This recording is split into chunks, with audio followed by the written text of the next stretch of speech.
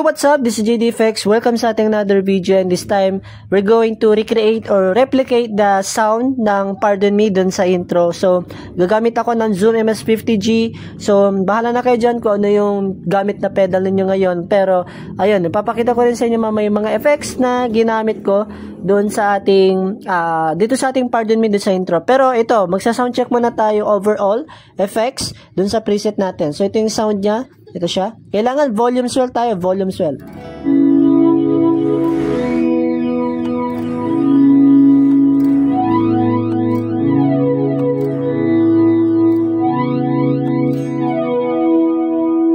Ayun. So, ito yung ginawa kong settings for this Pardon Me dun sa intro. And, actually, this is based on Jumbo Manlag settings ata. And, pagkakalam ko, wala ata siyang binigay na settings for this. Pero alam ko, ang ginamit niya, MS50G. Pero, di ko na maalala kung nagbigay ba siya ng settings. Di ko na maalala. But anyways, since isi-share ko naman na siya dito sa video natin. So, yun. Check natin yung preset or yung settings natin. So, first of all, we have first chain tayo. First chain. Ito, we have the flanger. Ayan, ito yung ginamit ko sa MS50G na flanger, and this is what it sounds like. So, patayin ko muna yung mga effects, no? Itong effects natin. So, ito yung sound niya ng flanger natin. So, hindi mo na ako ba-volume swell?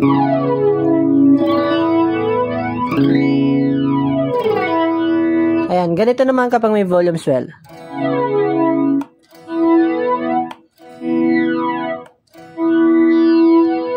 And mapapansin nyo, every time na isi-zero natin yung volume knob natin, namamatay agad yung sustain ng flanger. Pero, to make it longer, ayun, dito na tayo sa delay. Kasi may feedback to eh. So, ayun, patay mo natin itong flanger, and eto, delay na tayo. Actually, dalawa lang yung ginamit ko dito na effects, delay tsaka flanger lang. And this is what it sounds like sa delay natin.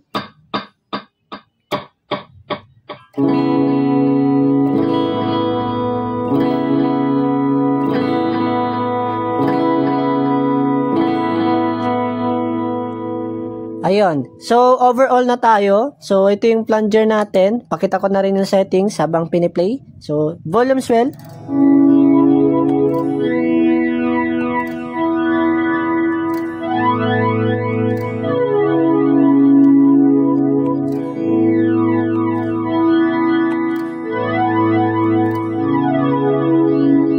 And then, next, dun sa delay, pakita ko rin yung sa delay natin. So, ito yung delay, first page. Second page.